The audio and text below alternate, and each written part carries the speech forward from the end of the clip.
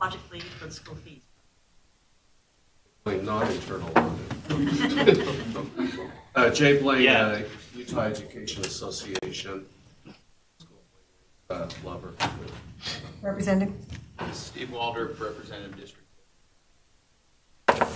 Kip Corey, intern. Where are you from, Kip? Weaver State University. Thank you. Assistant Superintendent Leah Voorhees.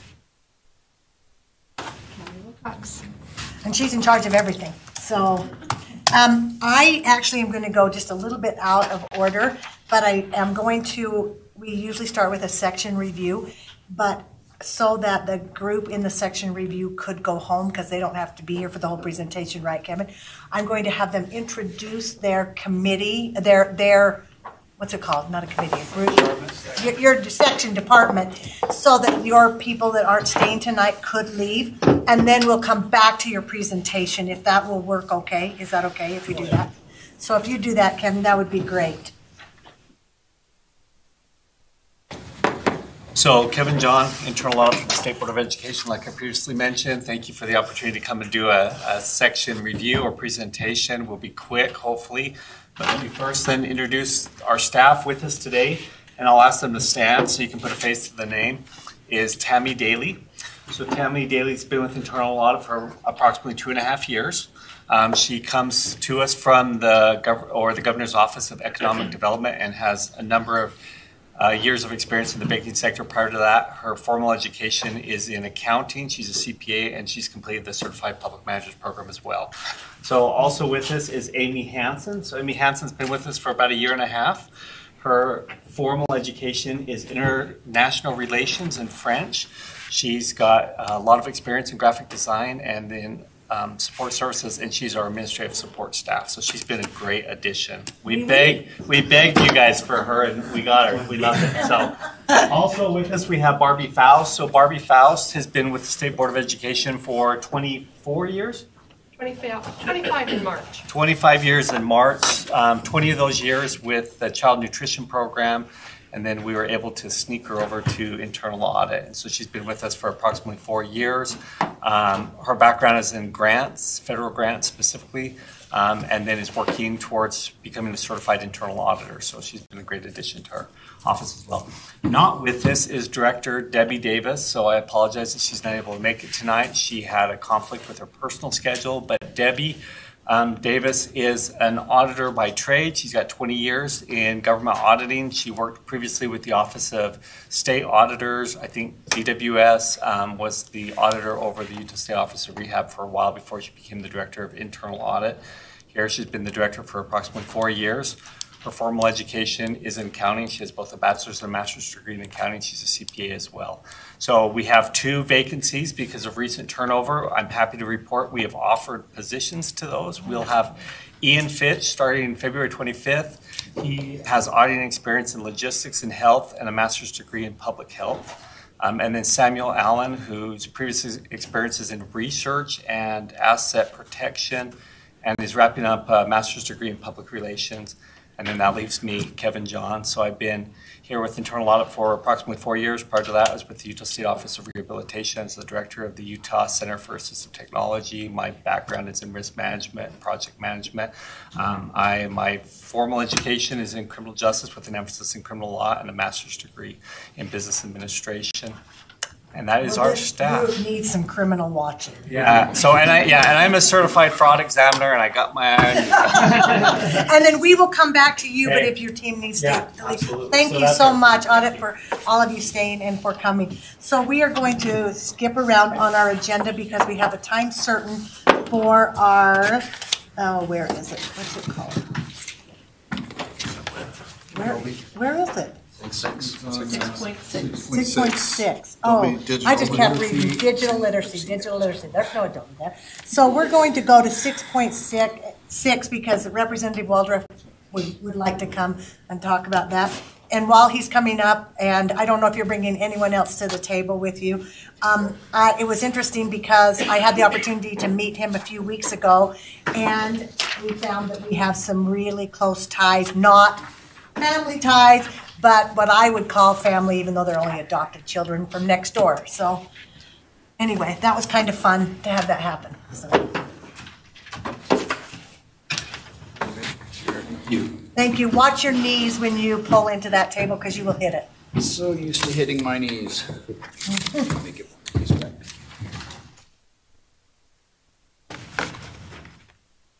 Are you okay if we take over the screens? Yes, you take over. Don't Do take it. over.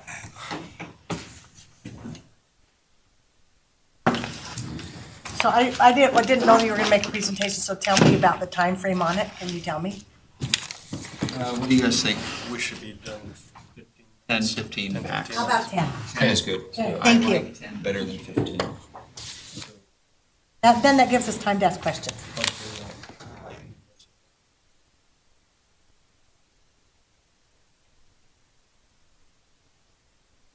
We'll spare you. Does Apple work?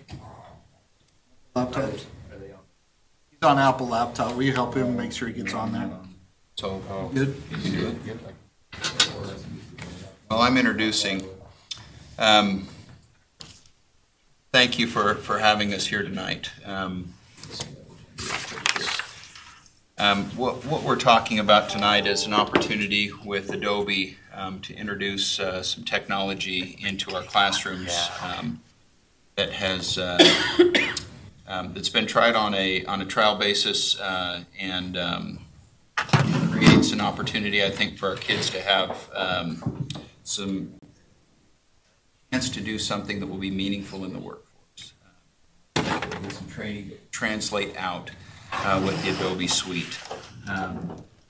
Part of the Adobe suite is Spark, which we're trying to pull up a video. My wife taught at Weber State. She just got her master's degree, and so one of her requirements was to teach a course of freshman English.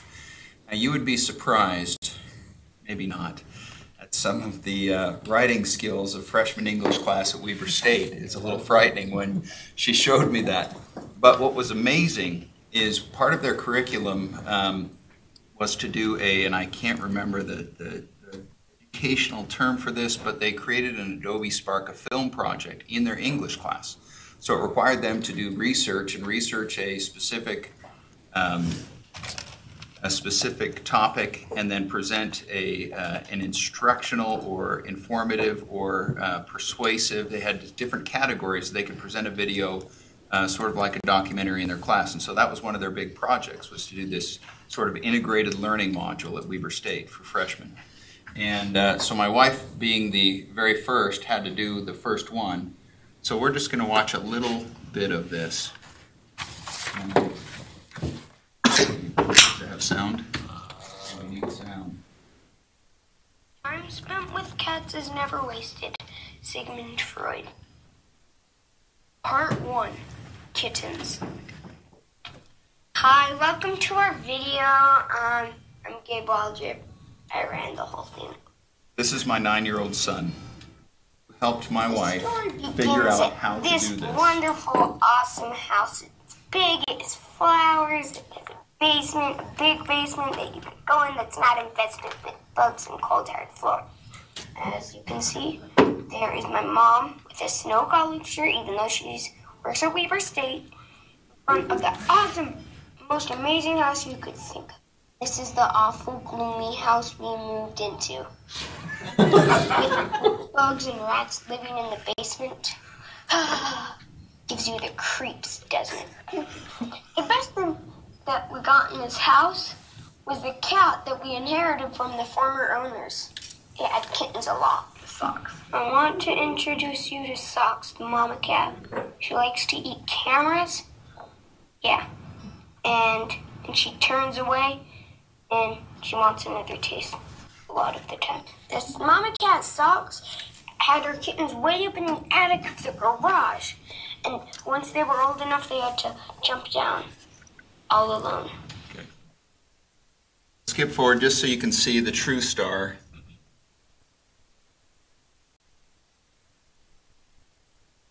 Yeah, that one, there you go. Skip ahead of that. I saw that.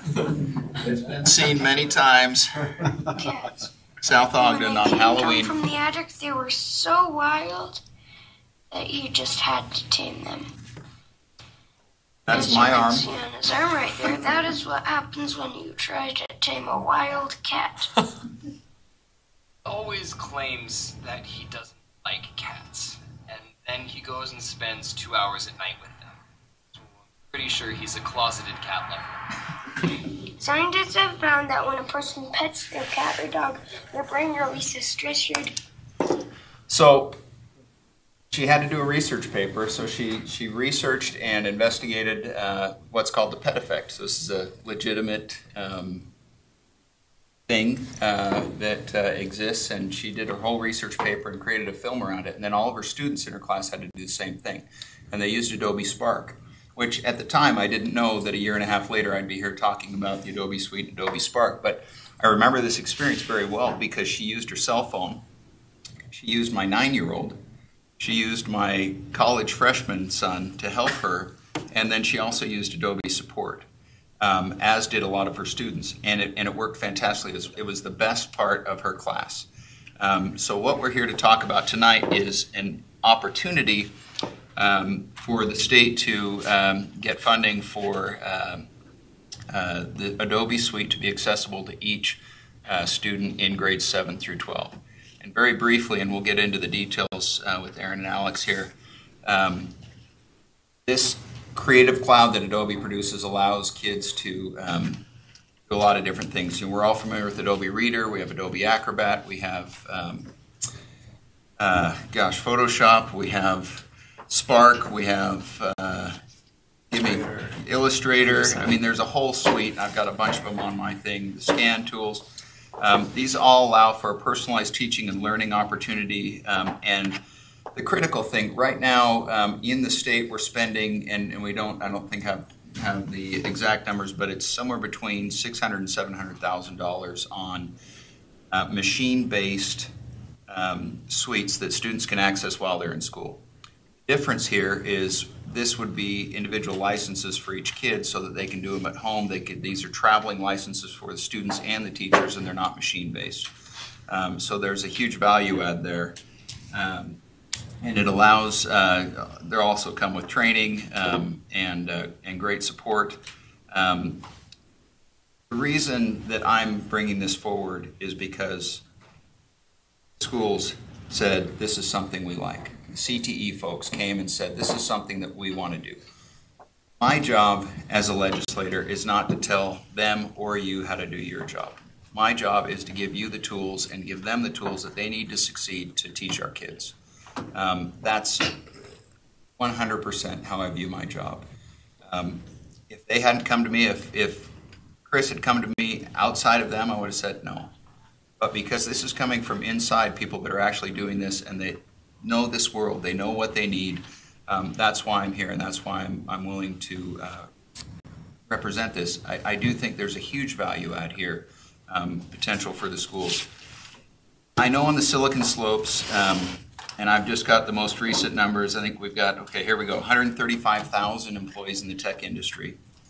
46,080 new jobs were added last year, and there are currently 26,020 tech job postings in our state. We all know this is a huge need. It's the growth industry. It's where our kids want to be. It's where we want our kids to be. We want to create opportunities for them to have the skills and technology available to them so that when they graduate via certificates, via college, via whatever path they take, they have the ability and the skills to go into this workforce and stay home. And I'll turn it over to, I'm not sure who's going. Yeah, I'll go next. I've got another Spark. This is a Spark page that is another method of presenting information. And I'd like to talk briefly about the training. A rollout like this is not just like, here's some licenses, go see what you can do. Training that's going to have to be done. And in our conversations, in our preparation for this, we decided that there are 5 modalities really that will work in getting educators prepared to handle this kind of a rollout. Number 1 would be building the creative capacity, and basically would teach teachers and provide them with capacity, expand their capacity, and help them expand other teacher capacities as we go through this in sort of a master teacher mentor situation.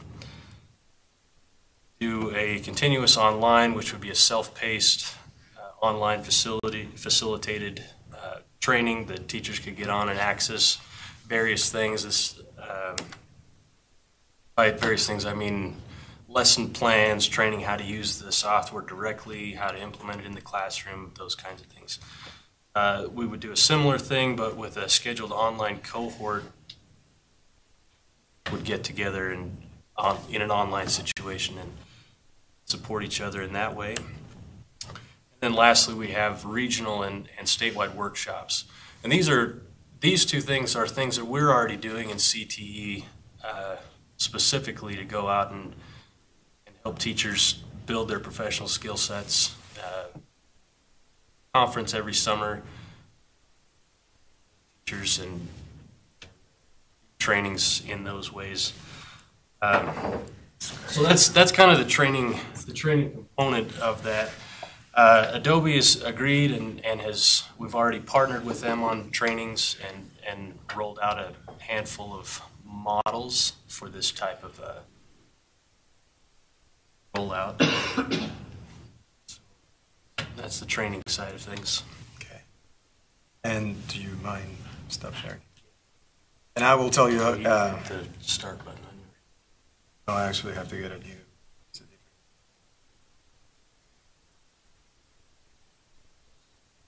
And I will talk. First of all, thank you so much for this opportunity to talk to you guys. And I will talk about. I will talk about what the proposal is from the Adobe side and the reason why we are so excited about this opportunity to have Utah to be the first inclusive state providing this type of access and licensing to the students. And before I jump into that, I promise I won't take much of your time. I just have a 1.5 minute video that talks about what the Creative Cloud is for those that do not know what it is. And it's not just Photoshop and what everyone thinks of Adobe, like a very high level and very demanding type of technology. We have created, our Creative Cloud is now extremely easy for students to be able to get it started with this. So let me just play the video so you can. What if the distance between dreaming and doing just disappeared? That's the idea behind Creative Cloud. It's everything you need to make anything you can imagine. Create incredible artwork and illustrations. Design experiences for websites and mobile apps. Edit and share photos and videos from anywhere, whether you're on your desktop or a mountaintop. And take your footage further with the same tools the pros use in Hollywood. We have apps for all that and so much more. With one simple membership, you can download every Adobe Creative app and the latest new features. Everything's connected, so all your apps and assets are always up to date and right at your fingertips. Creative Cloud also comes with great services. Get a jump on your projects with access to millions of stock images, graphics, and videos. Choose from thousands of beautiful fonts from the world's leading type foundries and get your work out there with your own portfolio website. You don't have to be a pro to get started. In just a few minutes, you can make beautiful social graphics, web pages, and video stories. Tutorials and templates are built right in, so anyone can do it. All it takes is a little inspiration. That's where our creative community comes in, helping you grow your skills and share ideas. Showcase and discover creative work on Behance. Learn through our live streams and join us at our amazing events. We're always looking to the future and innovating what's next, from artificial intelligence and machine learning to augmented reality. From bold new strokes in drawing and painting to Photoshop like you've never seen it. It's all yours with Creative Cloud, and it's always getting better, so you can dream bigger. So that in a nutshell is what Creative Cloud is, and I will talk a little bit about what the initiative is about. So what we're seeing in the industry, in the market, is digital communication has become extremely essential for students. regardless of what career they decide to go into. And what we're providing is a pathway for them to be able to express their ideas or to create some content and not only be, they're creating content, not just consuming content. And I have some research here that from the industry, what they're saying about creativity, which is what this program is all based on, digital literacy and creativity. And it is the U.S. Department of Education World Economic Forum, UC Bloom Digital Taxonomy. There's several studies and researches that you can go into and look at this. But just in respect of time, what we're doing on the Create Utah is it's a site license type of engagement instead of going from a counting licenses the way that you're doing right now and only covering about 10% of your students. You will be able to have a site license for every single student on 7 to 12. Faculty and staff are able to use it at work and at home, and also all the labs, libraries, and all the machines that are owned by USB would actually have access to Creative Cloud as well. They can install it for free. This is pretty much what it entitles. What you see on the screen is a Creative Cloud license for K-12, but it also has a marketing partnership. As I was saying, we would do a press release together with you about the first statewide all-inclusive creative agreement for students with Adobe. Excuse me. We have professional development that we are supporting at CTE and core training. We also have marketing awareness and campaigns. We have the students would actually have access to Adobe recruiting teams and marketing events from Adobe, like Adobe Max, for example. We also have put together some resources specifically for IT to make sure that to alleviate the deployment portion of the Creative Cloud, because every single student is going to have access to it.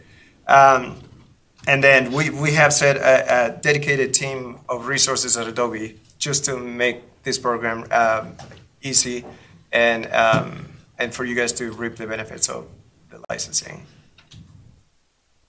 That's what I have. I don't know if there's any questions. I'm Let's going to go pull to this this slide screen right back here. up. Let me-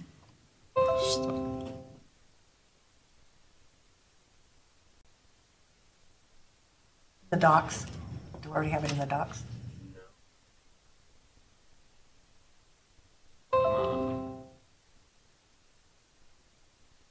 So the idea is that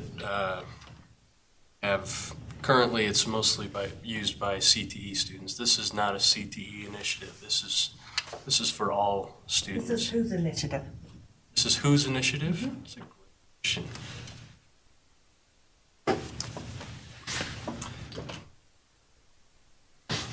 Let me come forward. I'll give a little bit of Thanks. perspective, Chris. Chris Blake, as I mentioned, representing Adobe today. This was an initiative brought forward to my knowledge, as a partnership between GoEd, work that your CTE department had done, and then us approaching Representative Waldrop. And so over the last year, GoEd, CTE have been working together to say, how can we expand what is currently available to schools in a more segmented way and make that more inclusive and exclusive to all inclusive to all students. And so that's where this initiative started and was brought forward. Obviously, Adobe has an interest and sees great value in this, but has greatly discounted the Creative Cloud offering so that it can be available to all students within that range and their teachers at a broader level, and some training included in that, so those tools can be used broadly across the board. Okay, would it be okay if I'm asking you because of your position, would it be okay for questions to the Yeah, group? absolutely. And while you're doing that, I think right now there are about 56,000 students in the state that are utilizing this through the desktop machines, and the cost to the districts is somewhere in the $600,000 to $700,000 range statewide. Is that through UTE? That's statewide? That's statewide. Districts do it at different levels in terms of how they're implementing it. We currently have a pilot project with 6 districts and 5 charter schools, 6 charter schools, 6, yes. and worked with UTN. So as I mentioned, the Go and the CT portion, they work together with UTN to deploy this and start to iron out what challenges are we going to have if we were to deploy this statewide. And so they're the ones that are doing the deployment of Creative Cloud so that it's available across the board. And so right now we just came online with that in January with those 6 districts, and I couldn't tell you off the top of my head what they are. It's Davis, it's Granite. So yes. So when they came to me and they said, well, we're looking for an appropriation of roughly 1.7 million to cover 300,000 kids. Was that almost 1.8? You're right. You know, my first reaction is same as yours. Who's asking? And it's coming from people. That was my first question. From our people. Yeah. Like our teachers, right? Yeah. This is coming from our teachers. Coming from the ground up, which is critical to me because I think that's what we're trying to do. And then the second question was, okay, what are we paying now? What's the value? How are we, you know, how do we evaluate whether or not this is of sufficient value to jump up in priority? Because obviously, you know, I'm on the education public approach, and so we're going to have issues of priority. And so that's why I wanted to hear from these folks. I wanted to hear from the state superintendency. I wanted to see where this landed in their priority, and I want to see where it lands in your priority. Because again, these aren't my priorities. This is not my job to tell you what my priorities are. My job is to say, this looks like this might be a very interesting opportunity. How that rolls out, what we do, how that happens. You know, that's where I go back to these guys and they say, yeah, we can do this, and we talked about training. I mean, they've satisfied those kind of overarching concerns I had about how do you roll it out, how do you track it, how do you measure it, who's going to be doing this. I mean, those are the same questions I'm sure you guys will all have is how do we implement this, why, you know, in a broad brush, and then what is the value? And I think the value is there enough for me to be here tonight. I appreciate that. Do you have any questions, Michelle? Then John? Oh. I can go first? Yep. Oh my God, she's like this. First day, first up. Yeah, I'm real shy. I'll be nice today. Thank you, first of all, for bringing this to the board. A couple of questions I had. You're talking about access for all students. Right. What tools will be available to these students so that they have access in an equal? That's the entire Creative Cloud offering. Includes all the desktop apps, the mobile apps, and as well as the cloud services, which includes 100 gigabytes of cloud storage. With that licensing, that's a great thing. However, not all students in every demographic will have access to those tools. That is a concern of mine right off the bat. Also, Board Member Newell, if I can just add to that, I get where you're coming from in terms of access to the technology itself. I think one of the things that's important to understand, this is the beauty of cloud-based services, is if, and I should send you this the presentation they presented here on your phone. These tools can be used on a phone, can be used on a Google Chromebook, can be used in the home, it can be used in the classroom. So it does require tech, obviously, in order to access that, but it's wide and broad in terms of what tech they can start to utilize these tools, much like Representative Waldrop's wife used her cell phone. She can do it. That it can. So there is that need, obviously, and I get where you're coming from in that, but it's pretty broad in terms of the ability for them to access that. And that's great, but you're not going to have every student that has access to any of those tools except for when they're in the classroom. So they're at a disadvantage with the students that have capabilities outside that classroom to produce the products for a grade that's better than the students that don't have access to those tools. So that's a concern for me. This is perfect for the direction that I think we have to go in as a state in our industry to the classroom, because you have needs, we have needs to keep up with technology. But the other question is the deployment and training of the teachers. You said you got 20 You're talking about The teachers? teachers that you've trained already? So how many did we have? So we probably had 50 at our last training, plus we have about 400, excuse me, about 400 teachers in CTE that are already familiar with some of these products. Right? So how were they selected? Were they selected by the school, by the district?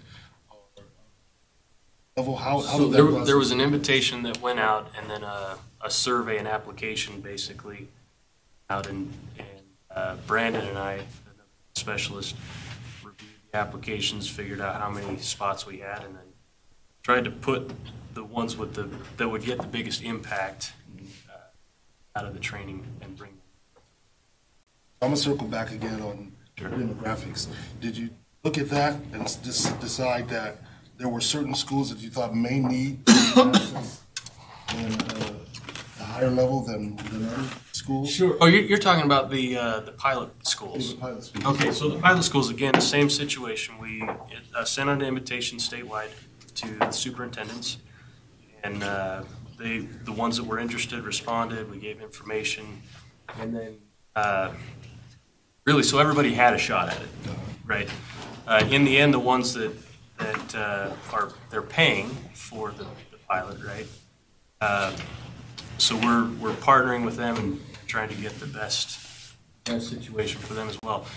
Incidentally, we have some large districts, 2 large districts, a medium district, and another rural district. We've got Morgan district is part of the pilot. Granite and Davis are part of the pilot. Tooele is part of the pilot, and then a handful of charter schools as well. I was going to ask you about the rural side as well. So I feel like Morgan fits that. Yeah.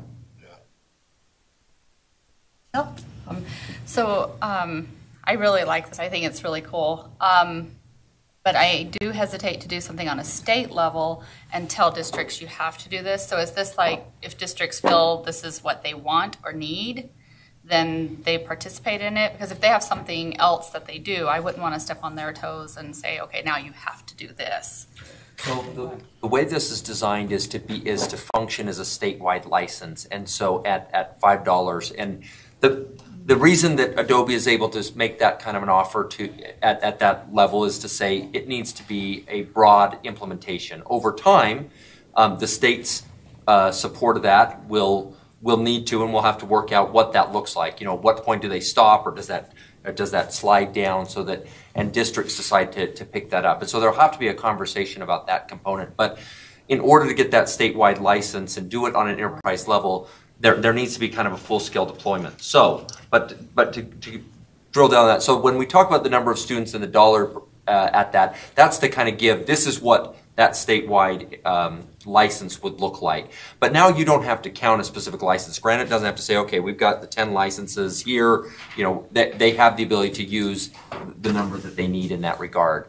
And so that's the way that we're approaching it. If a district decide not to do it, that would be their choice. But at the starting point, it would be offered to them and then could be deployed to them if they so choose. I would guess, and you the can number correct me. was, I think, 98. So of the 98%. yeah, are using Adobe tools. Of the top 10 requested apps for right here, top 10 software tools used in Utah schools, you'll see that 3 of those are Adobe products. The Reader, the Acrobat, and the Photoshop. And so this is just an extension of that, and is sort of starts to demonstrate that this is being utilized by districts as is in different ways. And so this is a more simplified, consolidated way to do it, and greater access through the cloud, et cetera. Scott? Excellent. I had just a couple of questions. Regarding privacy, because some of these students might put things on there that they shouldn't put on there. I mean, sure. Let's just be honest. 10th graders, 11th graders, who has access to it? Who can see it? Can parents see this? Parents have access to this cloud. Do friends have access to it? So you're going to have access to mine. Do teachers have access to it, or is this just something that's where the cloud is just specifically belongs to them, and it's It belongs to them until they decide to share it with their teacher, if IT actually allows them to share it.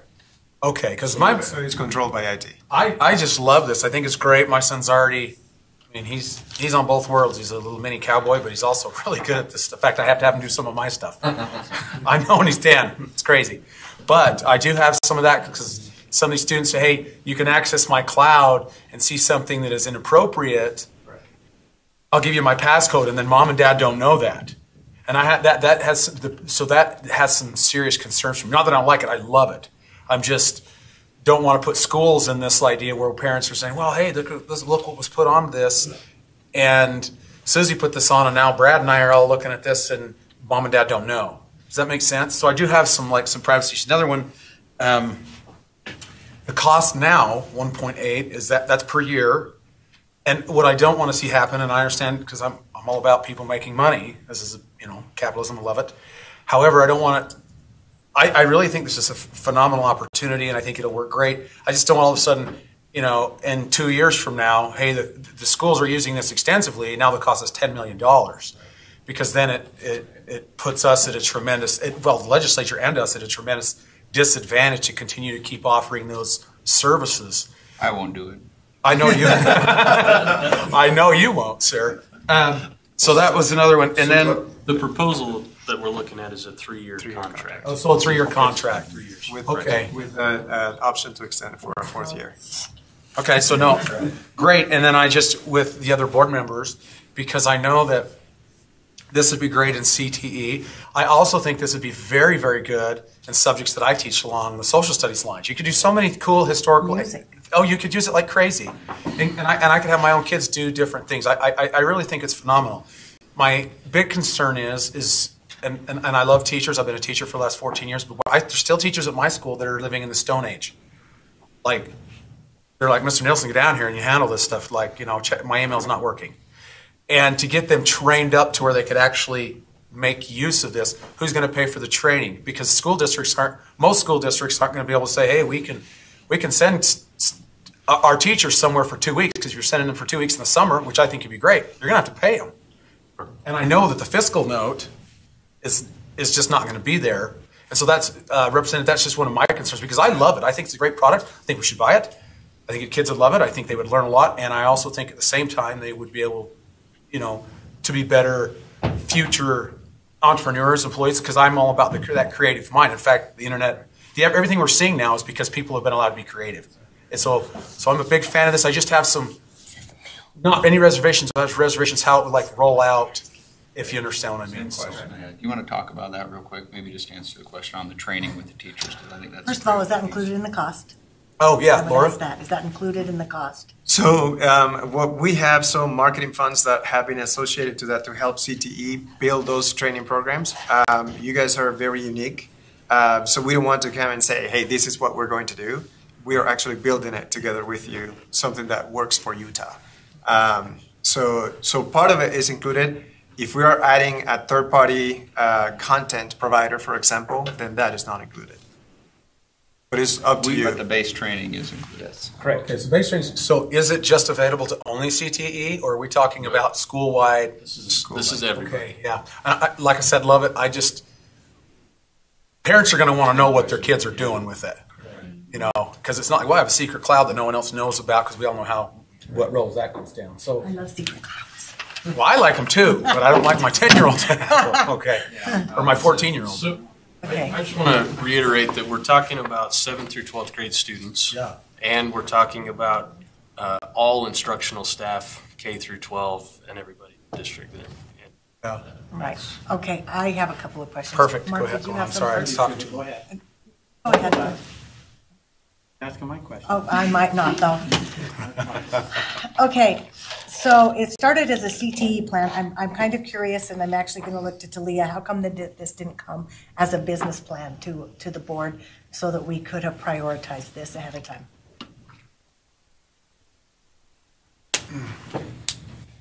Oh, you guys don't have a microphone. I could have answered from back there. You can yell really loud, Talia. Oh, there we go. There's the microphone. Wow, we're high tech down here. Talia Longhurst, Director of Career and Technical Education. This it's my understanding, and feel free to correct me if I'm wrong, that the request came from Adobe. The schools and Adobe have been working together. Initially, this was going to go through GoEd, and up until just recently, that was the plan. It flipped. Okay, I appreciate that. If I can just say, I think GoEd, they have been a fantastic partner, but there was a priority made on computer science, and you'll see that's going through the Beetle Committee, and so that's when things changed with GoEd. And so there has been a great partnership, but it did make a change in terms of and that was relatively late. So Okay. GoEd doesn't want to be the catch-all for everything. Okay. Who's your biggest competitor? For creative, no one. Google? No, it's very different. So you might have competition per product or per app, but as a suite, completely, there's not competition. And does the suite also have a face-to-face for classroom discussions if you're both online? No, not for that. Okay. Just creation up to. Done any type of, and this would come to you, have you done any type of LEA survey to see what their interest is in having this? Yes. So there's been both formal and informal surveys, I suppose. As far as interest goes, the initial one, as I mentioned, with right.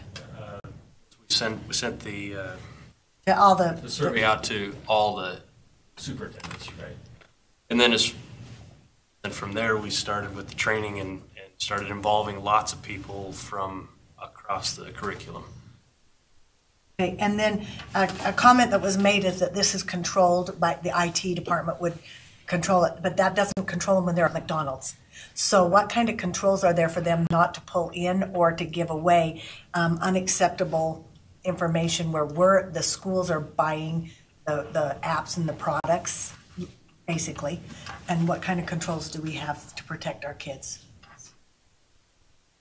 So the authentication still.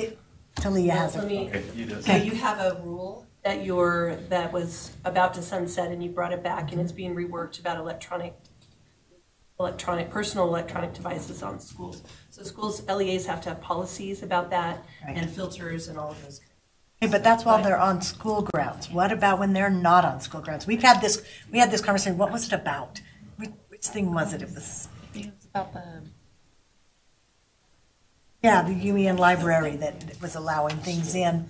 That Talia? So I believe that it's true that Adobe can set it up so that the account is not shareable, so that the IT departments at the LEAs can set it up there. Okay. Right. So when a student goes to authenticate their account at McDonald's, they're still authenticating through the district. Correct. The LEA filters. Yes. Correct. Okay, and then this is for 6 to 12? 7. 7 to 12. And what about our sixth graders who are in the secondary model? Some of the participating districts are actually taking it down to fourth grade. Even. Okay, but So we're they purchasing for 7 to 12, but we have secondary models that have sixth graders in them, which precludes them, which is not equitable. But second of all, your younger kids, are these apps not already free to them? Several of these apps are already free to younger kids. Correct.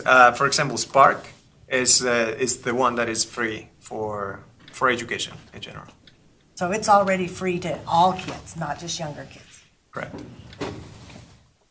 All right, Mark? Hey, you covered a bunch of this. I was concerned about whether local IT departments have access, supposedly route through them because of our statutes or anything that. I don't know if we have to have that, but Jared, is that feasible for the district to set parameters on an app and then have the kids go out and not be able to access further? Or are you just authenticating through Adobe's systems? How does the district? They can set up the accounting accounts, but how do they give access to teachers? So I think board members, you're asking if it's filtered as far as what the content they put on there? Yes. And if they can get other content while at McDonald's or from something. some other cloud person. Right. So the way we understand it, and if we had our solution consultant here, she could really give you a solid answer to this. But the idea is that the portal is set up at the IT level, at the LEA level, right? So where licenses are distributed from, right? And all of the parameters around that particular license are set at the LEA level. Does that sound right, Jared? That can happen? That where you could give access to access that account or view the Right. So, for instance, take Behance, which is that kind of that shareable content area that I think is drawing the concern here. That can be switched off. It's a switch in the portal. So each LEA would have to be responsible to do such a thing? So I think it's off or by default on our. Correct. It's off by default? Right. We would have to have more information from their solution provider on the filtering piece, because I don't understand that would happen. All right. I appreciate that. Thank you. Mark? Well, and that's my biggest concern is on that filtering piece, because part of this presentation, you have access to millions of videos and everything else.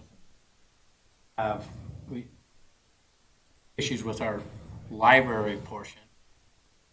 This is what you propose, and what you can have far-reaching, far more reaching than happening with our very controlled library set. So I'm all about my concern moving forward was that content control, where that takes place, and if all that has to happen in all of our LEAs, IT departments, there's no way they're going to manage. They're not large enough. So that's what I think maybe to help address that is that the solution consultant, we've also worked with her in developing a training for the LEA IT folks. But still, it puts that accountability on them, and I'd be interested to see a more comprehensive survey to. Or even what's going to be, what's the practice, what's the pathway of, we roll this out, we get the funding, we turn it on, how do we address, where are all these protections accountable, and who's the gatekeeper on just the content, and then but it just opened up the world to a lot of our students. There's no question. Right, and it's already doing it in the CT world. That's another concern to me is controls are there, because this is great. The savings is huge, and no question will make great education happen. But how that gatekeeper, is that going to be a UTN? What organization is that going to be left to the local LEAs that choose in, or SBE? Why don't we have a discussion? We'll get the solutions consultant with Jared and UETN so that you can have a clear response on that. I'd be interested too. Are you at discussion? I know that we're still in discussion stage, Steve, but are we doing something? Like, are you going to try and open a bill file on this, or are you going to try and just put it as a line item? Just a line item. Okay. Yeah. So it would go through it will go through the public head approves process, and so again, that's going to be a responsive process to your priorities as they come back to us, obviously. Okay, because on that front too, I would also ask: are we precluding any other groups out there from having an opportunity to participate in that? Or is Adobe in a world of their own at this point? Yeah, I think they really are in their own space there with the suite. I mean, if we were talking about one product, then I think we'd be in a very different position. But we're talking about a creative suite, and it brings up all of the questions that you guys have asked. Great questions. I have the same question. I do have the vision of my now 6th grader doing a science project, and I'm thinking about this as we sit here, and I'm a little frustrated with myself because I haven't thought of this, but he has a trifold whiteboard, the same dang presentation model I used 40 years ago with rubber cement on printed pictures, and I think we spent $8 on the trifold and, a color printer and we're pasting pictures on there. And I'm just thinking, and his science project was so cool. And how much more effective that would be and how much more fun the kids would have creating a video presentation or a slide, or something that is so much more impactful and more translates to the real world where we're doing this in the future. So, Chair Belknap, can I just answer your procurement question, just so you know? I don't know if it's UTEN or UETN. It's just easier to say UEN. I know. Well, I don't know why we changed it, but it's UTEN. That doesn't really matter. We all know what it is. They went through the procurement process as part of the pilot, and there were no other bidders that could meet the specifications. So I wanted to let you know that process has occurred at the pilot level, so that could be addressed. And also there was a really long process on the privacy portion where we turned out some of the services, like for example, Behance has been turned off, Portfolio has been turned off, and Adobe Stock, which has the thousands images that are not curated for K-12, has been turned off. So that was part of the UETM process. Okay, I think that we're kind of heading to almost the end, but Michelle, I will get back to you. But I'm thinking that in the next couple of minutes, we probably need to wrap up. But I think it would be great if we would like to come to the table.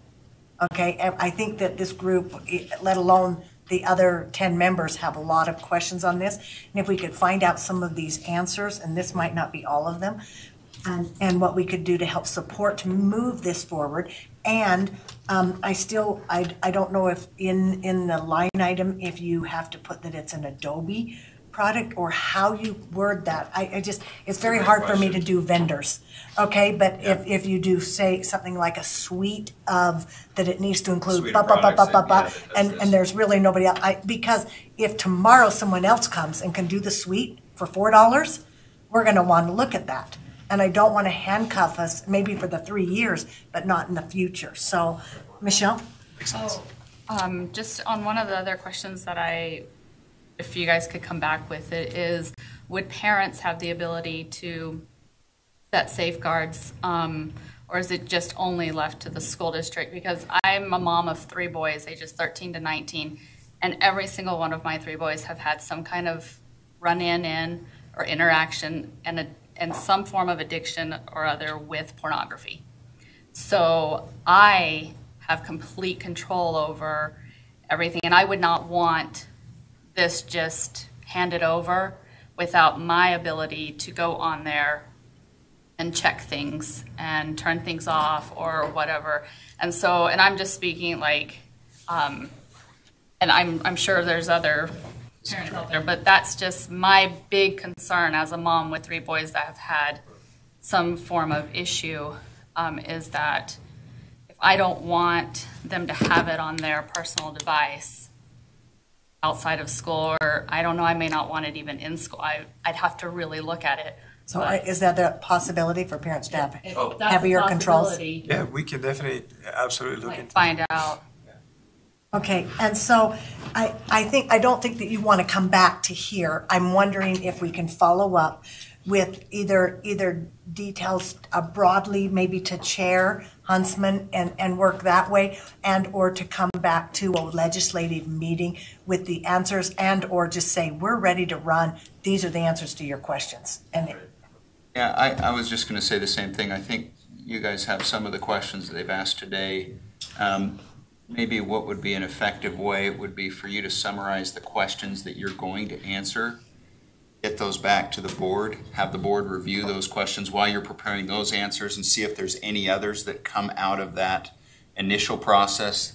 They can respond at least on round 1. I mean, obviously, we're late in the game. We know this. But it's not over yet. But it's not over yet. So if these guys, I think they can be nimble because they're computer guys and they're always nimble.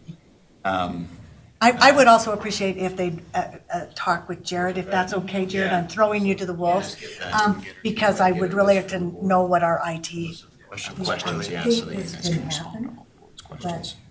But we don't want to preclude you, and we really do want to support you as we move forward, if it's at all possible. You're not supporting me. I work for you guys.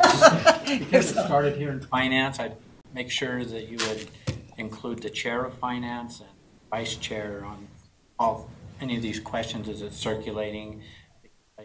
A lot of the concerns that were brought out would most likely would cover almost 90% or more of the concerns that our board will have in it. It's really great, and then these other things start coming into play in terms of safety. And I'll send it, if they don't send it to everybody, you can send it to the whole. Fantastic. We'll stay in touch. Appreciate you coming also this evening. And thank you, thanks for coming down. I know you've had a really short day. Yeah, this is 1 in a million days right now, it feels like. But no, this is great. And again, I'll support you guys as you think about and work with Adobe and your CTE folks as to how most effectively this gets in and implemented and rolled out and what that looks like. I think I'll lean on your desires along with your school folks, because that's what we're here for. Thank you, and thank you for your time. Thank you so much. Appreciate it. Thank you. So we're going to go back up. Thank you so much. We're going to go back up to 6.1. So Kevin, we're back up to you for our section review, and thank you for doing the introductions earlier. And so we'll go back and take a move. Well, I will try to be brief. I realize the night is getting long. So as I did the introductions of our staff, I hope you noted the diversity that our staff has. We believe that diversity is vital for the success of internal audit and education because of how vast education is. And we use that diversity to help accomplish our mission, which is to analyze education independently and objectively for Utah, right? A-E-I-O-U. And the why, of course, is to help you guys accomplish your strategic plan. So we accomplish that mission by providing 5 critical functions in internal audit. Put those up so everyone can see them, or should we just follow along? I was told not to go. Okay, we'll just follow so along. I'm just going to be brief. Okay, Yeah. we'll follow along. Well, my presentation probably doesn't align with that one anymore because we were told, again, just answer 4 questions. So you're more than welcome to do that, but I'm trying to answer the 4 questions that were asked me. So the 5 critical functions that we provide is 1, internal audits, 2, external audit liaison, 3, consultations, either informal or formal, hotlines, and then risk assessment. So we believe by providing those 5 critical functions, we help you guys accomplish your strategic plan. We do that with a $1.2 million budget, which is approximately, I think it's 0.02% of the budget. It reflects less than a $2 investment per student. So we believe that there's a huge ROI or maybe even SROI in internal audit. 92% of our budget is fixed costs. So in other words, salaries, benefits, indirect costs, and the other 8% of our budget would be variable costs. Specifically, we're talking about things like training, travel, audit software. These are the things that allow us to be able to complete our critical functions and comply with our standards. So what are some things we're doing well? In collaboration with the superintendency, we've, over the last couple of years, designed and implemented a corrective action process, which we think is going well. It's allowing the board to address, mitigate, accept concerns that are being identified through audit. Another thing that we've done, I think, exceptionally well over the last bit is implement some performance metrics as we've tried to create our own strategic plan and align it with the board's. So in that, we've created initiatives. One initiative we're doing is a communication initiative that we've tried to roll out. It includes a number of goals and objectives that we're trying to accomplish to better spread the message in internal audit. One thing we did recently is a survey. We sent it out to 900 respondents. We got roughly a 200% response rate, and so far, based on our analysis, the results have been positive, very positive. One thing we could use from the board, from the committee, is we could use your help in helping spread our message that internal audit is here to add value to education. No one likes auditors, typically, right? Scary? We try not to be scary. Hopefully we're not. But please help us spread that message. Part of our survey, we asked one question up front, and that is, have you had an experience with internal audit over the last 2 years? based on the respondents, we looked at those who said yes, and then we asked them the question, does internal audit add value? 81% agreed or strongly agreed that we do add value. We thought that was impressive. But for those who answered no, so this would be anecdotal, or not anecdotal, but conjecture, essentially, 59% of them said we add value. So what we've identified is if we have an opportunity to meet with them and work with them, that their impression of us goes up. So unfortunately, we can't meet with everyone. We're limited in resources and staff, and we try to get out and accomplish your work as we can. So we need your help in spreading our message that we are here to add value to education. So, and that we are part of the team. You know, we're internal audit. We're on the same ship. If the ship goes down, we go down with it. So we have a vested interest in making sure the ship stays afloat. So, and that is our presentation. If you have any questions for us, we're happy to answer those. Yeah. I just got one comment. Yeah. Add about on the hotlines. I've had quite a few parents that say they contacted USB through the hotline. Quick, fast response.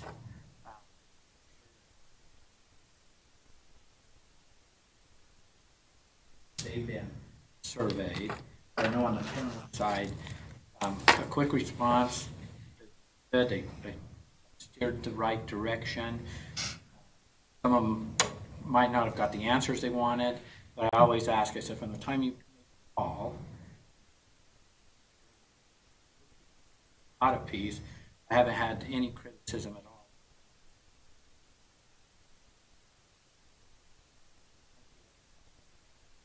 Calls I've been getting and probably pushed down on the LEA.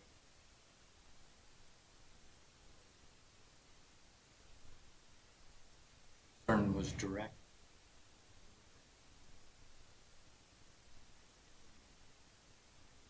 Ask them about the whole.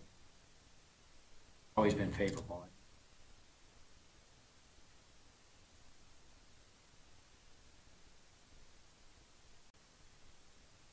And I'm getting information on the other side that LEAs are appreciating that if it's about an LEA issue that's immediately going to the LEA, it doesn't lie here, it doesn't lay here quiet, and we don't try and solve it.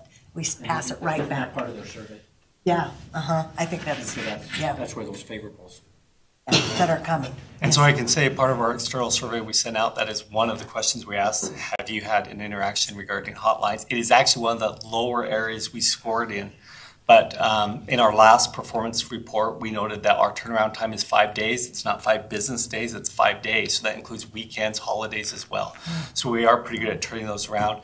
It is important to note that a good chunk of those are just referred back to LEAs or other departments within internal audit. So that doesn't necessarily mean their concern is resolved within 5 days. But usually we have addressed it on internal audit within 5 days. Well, I'm going to send mine in on Thursday night because then they'll all be. We'll still have it by 5 days. So any other questions, I'm happy to answer. Thank you very much. Thank you. We appreciate it.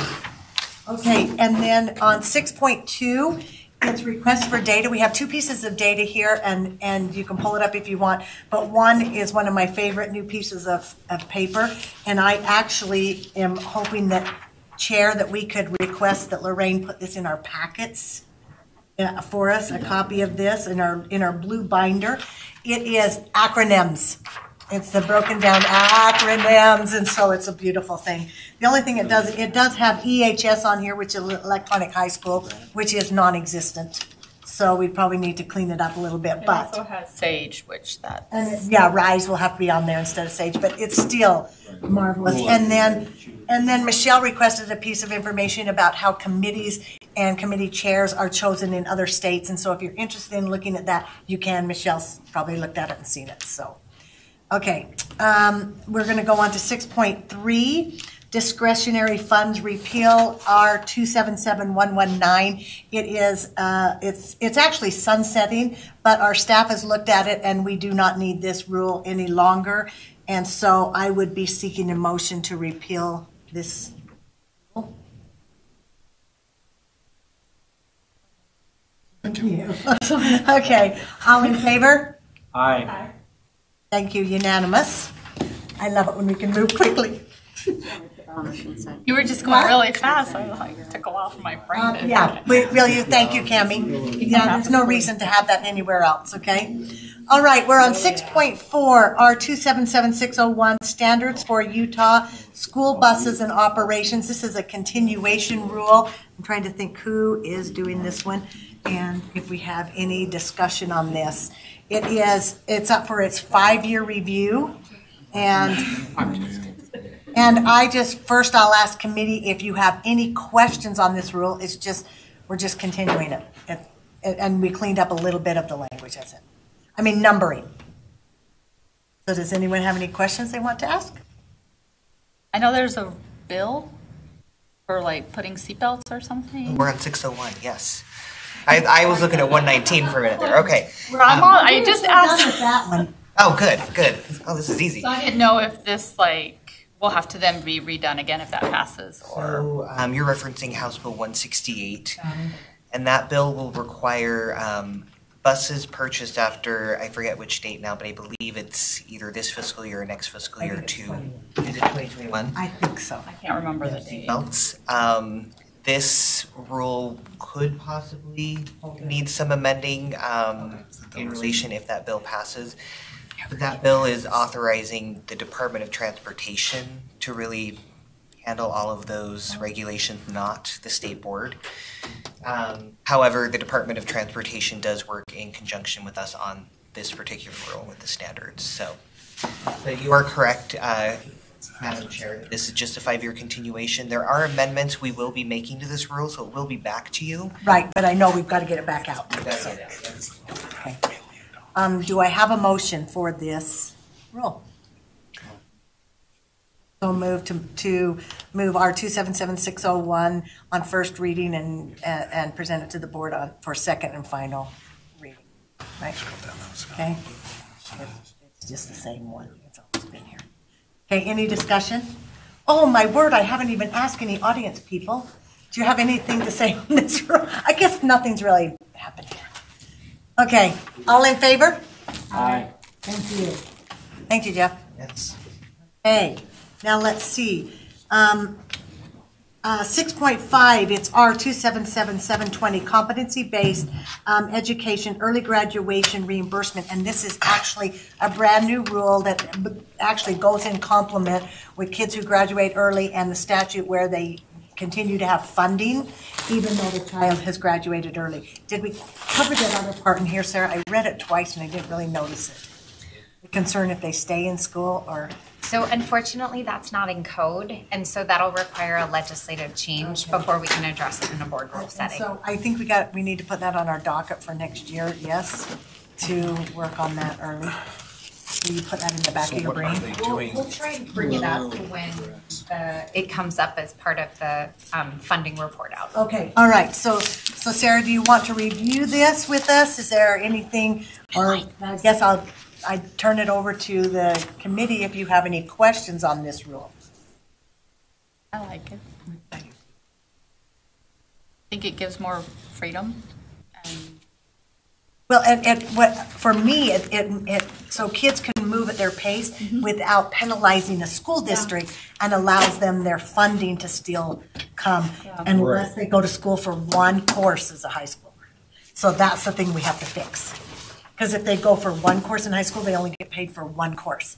If they don't go at all their senior year, they get the money for it. Yes. So it's a little bit of a conundrum right now. Oh, okay. They get their money for it to go to university? No, the school gets the money. The school gets the funding. Oh, you said they. I wasn't sure. Sorry. I thought you were referring to students. Yeah. Like, no, I can't. No, There's no, not I this issue with a student wanting to graduate early and someone say, no, stay. District wanting to hold them back. Yeah, so is there anything else that's a highlight in this, Sarah, that we need to talk about? No. I mean, it falls in line with the presentation that we gave last month in regards to steps we're taking to try and make competency-based learning accessible to LEAs that choose that model. Mark? I'd like to... Thank you. That we approve the amendment -7 to draft 1 on first reading.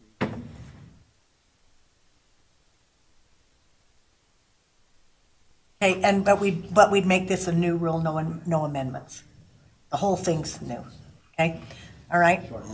Any discussion to that? Great idea. Do we have, oh, dang it, we had a motion before I called for the audience. Someone really want to talk about this? Okay. All in favor? Aye. Thank you. We need to make some lot of noise so I can open this package. Finance. Okay, hurry and open it, quickly. Cylinders. Okay, we are on to 6.7, Public Education Funding Study. Pardon? No, Tiffany can't come. Of course you can. Come on, Tiff.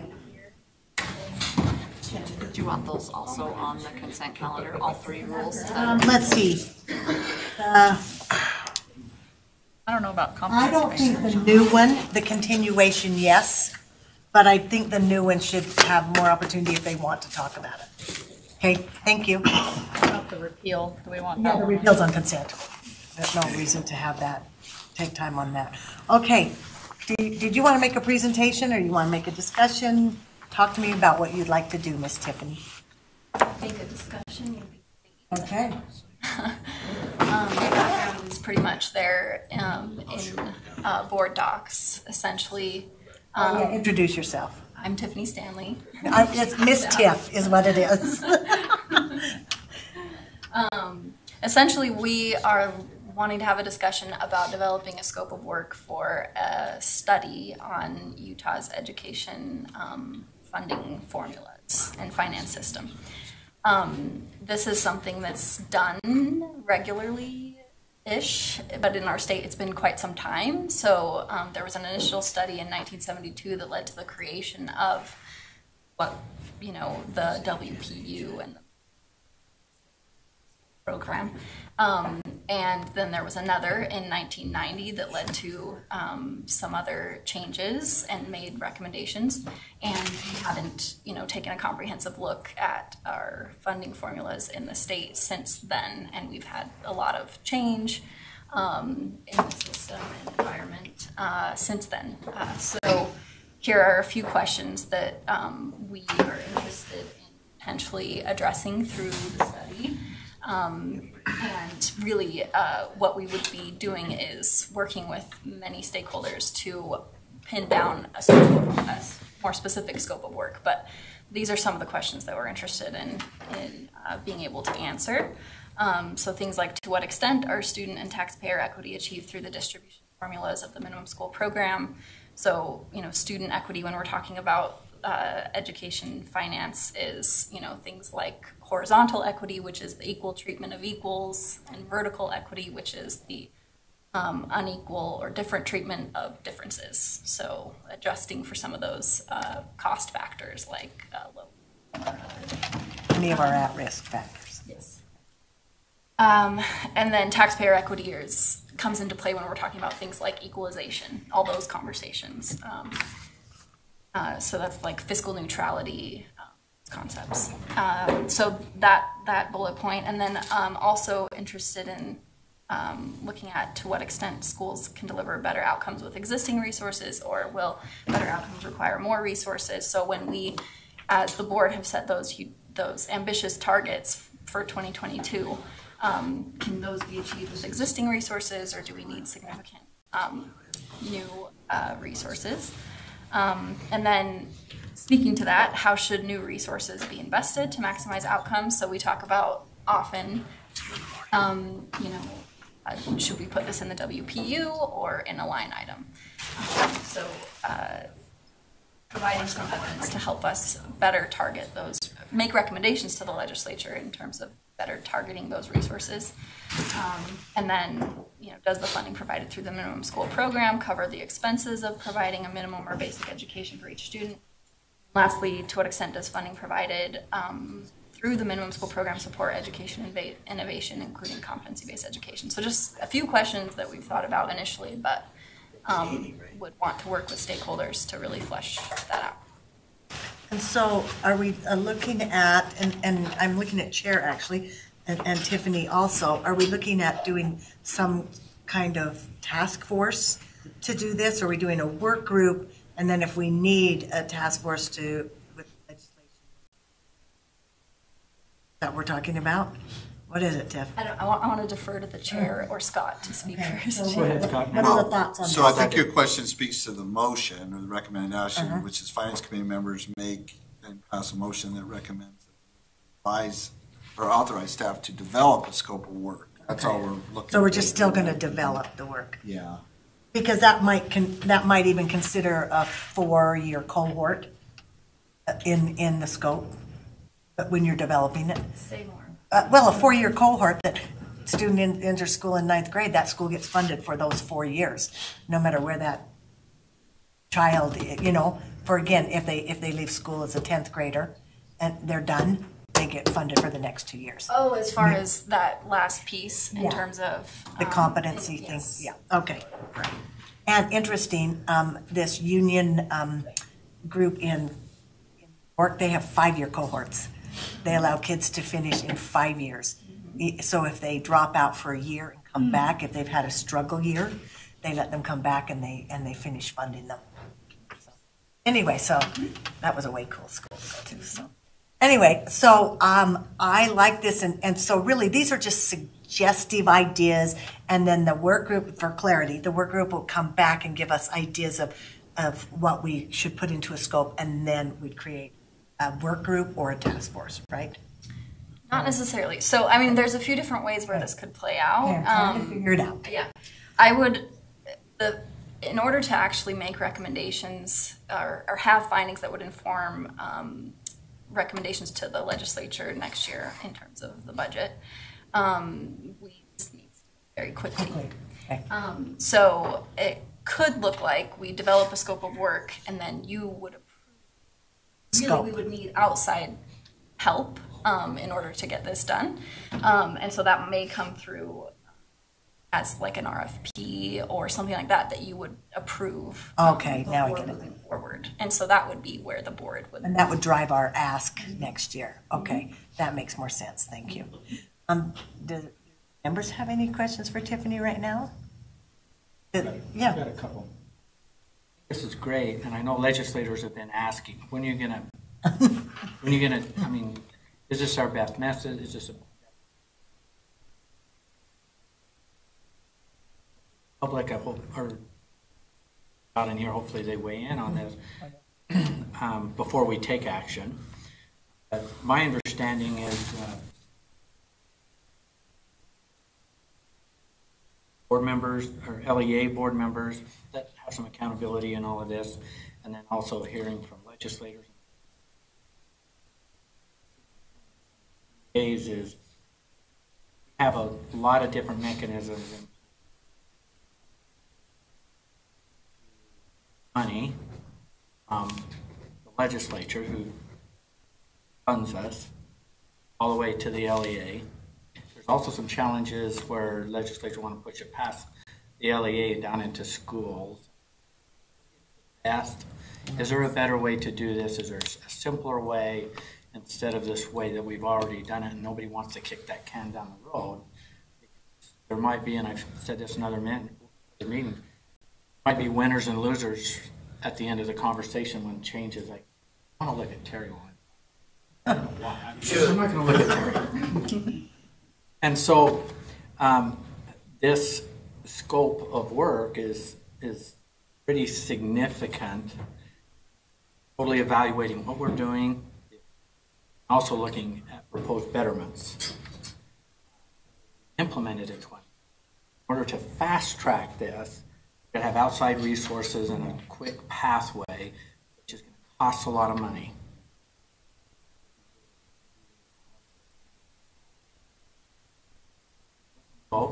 And so there's legislators out there with one-time money as they get to the end of one's fighting for those pennies, those pieces that are very significant at the end, that see this as maybe a proposed betterment for the best use of the money,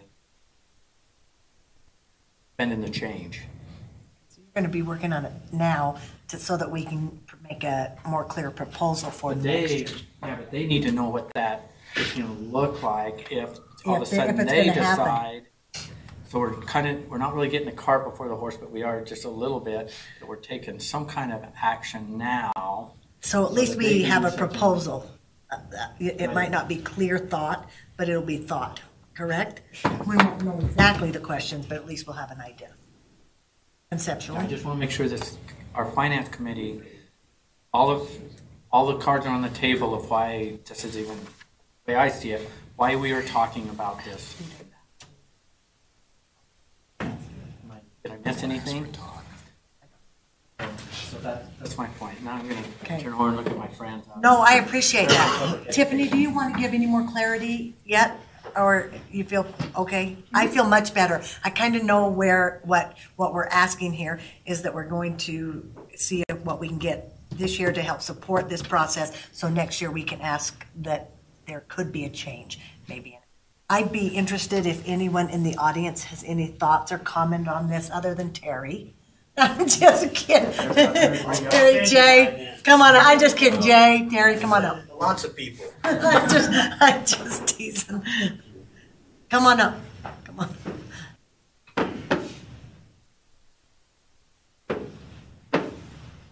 This is the heavy lift coming. I think you'll be surprised at my comments. No, I won't. You always surprise me. So. Yeah, right. Watch your knees, Jay. Terry Shoemaker with the Utah School Boards Association, Utah School Superintendents Association. This is a very heavy lift. Okay, you're talking about something that was created with a large stakeholder group working with it, and consultants are being hired. I think Tiffany's suggesting that there's going to need to be some money spent on to do this really well. I would completely agree with. I'm a little worried, though, why we have to do this in a year. That's what I wanted to say. I think when you look at the issues, when you look at that report and see what they talked about then, they're the same issues we're talking about today. And so it will have to be a fairly dramatic adjustment, which is going to possibly. So doing the study, I think, makes a lot of sense. But feeling like you have to do it in a 1 year's time does not make sense to me. I'm not sure that we were looking at a 1 year time to Talking about getting ready for next session. Well, we're getting ready to ask for funds to start going. Does that make sense? This session or next session? Next. Well, some for this session, right? To get. Let us clarify that. Okay. Some for this session so that we can start. Okay, yes. I'm hearing it's about this session. Okay. To help get consultants, and then next session, if we are going to make changes, we'd need to legislate changes, but it certainly wouldn't be implemented by 2021. I'm not saying implementation. I'm being very specific about saying when you talk about what has been going on since 1990, and now we are many years later, depending on what the nature of those changes are. Okay, we don't know because we haven't studied yet. Study is good. We're educators. We ought to be studying. Okay, we ought to be doing this. We ought to be looking at the net effect of these things. So I remind you one thing, the timing is great of doing the study. The timeline could be worrisome to lots of people. Okay, so you might want to contemplate that. Don't hurry and don't wait. All right, no. And the third thing I wanted to say is you're going to need a wide variety of stakeholders, and she knows this, huge variety of stakeholders to be sitting at the table. Now, there is a desire that I hear that we need to look at, can we do any of this differently than what we presently do?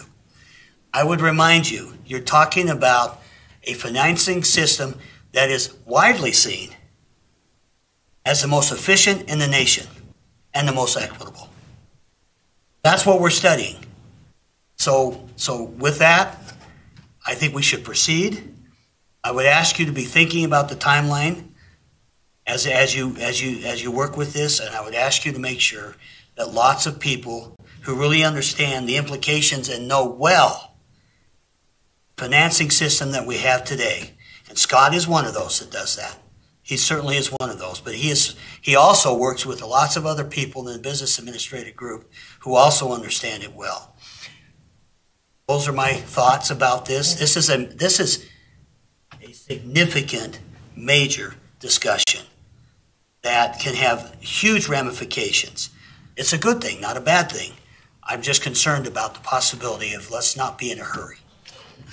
Thank you. Can I Yes. ask Terry a question here? But let's just say we get funding to do this study, or whatever we want to call it. Realistically, we won't have that funding to implement this until next year.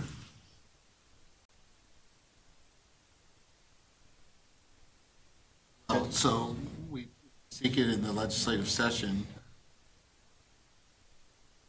Well, if it's one-time money, they could appropriate it in the current fiscal year, or it would be effective July 1st. But the reality is, with RFPs and everything of putting all of this together, we're months after the end of the session before you even start. So maybe I think that we were going faster than we really were. Reality is Tiff, go. The other concern, Terry, and I just want you to tell me if I'm wrong on this, is once you do come up with something, or there might be a proposed betterment, then there's all the modeling and the due diligence to that model of looking back the last 3 years, 4 years, using that model. How would that implement, or how would that affect every district? Because that's when you and losers, and how do you tweak? Bigger, almost best case scenario, a 2-year thing, best case. Well, but we could report back to the legislature, report on the progress in a past that we. Before I respond, Tiffany had a comment. I just wanted to clarify that I would see this definitely being done in phases. And so there was a hope to get preliminary findings to inform conversations next year on the Hill, but that it wouldn't be a complete, finished study that, answers all of those questions and more. So Terry, now you've been eliminated your concerns. I've been eliminated. Yeah, if you see that. Did you feel that? Did you feel it? No, this is not something that helps, because I didn't understand it was going to be done in phases. That's kind of my point. My point is, let's look at it. Let's just not be in a rush. Let's not be in a rush to know that we know what the end result. You're talking about the fundamentals of how the business operates. Yep. That's something that matters a whole bit. That's really all I'm saying here. I got it. Okay. Thank you so much. We'll go here to Scott and then come. To Superintendent Shoemaker's point, we have a multitude of experts. You've got Natalie, Jamie, Deborah, their respective crews, and then, of course, as you mentioned, the BAs and the charter schools. And so, that